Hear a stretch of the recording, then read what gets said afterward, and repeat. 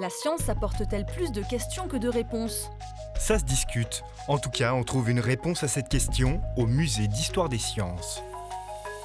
Par la force des choses, tomber, tourner, rouler est une exposition qui parle des forces et de la force de gravitation de façon plus centrale.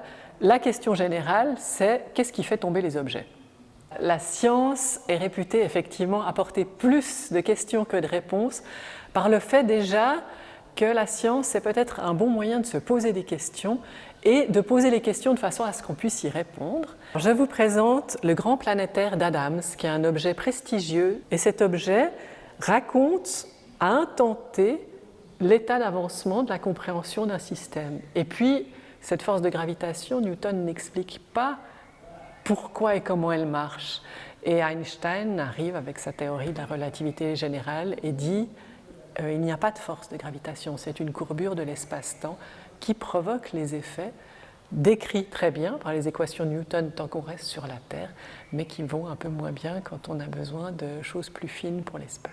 On voit que depuis l'Antiquité, l'humain se dit que plus il apprend, moins il sait.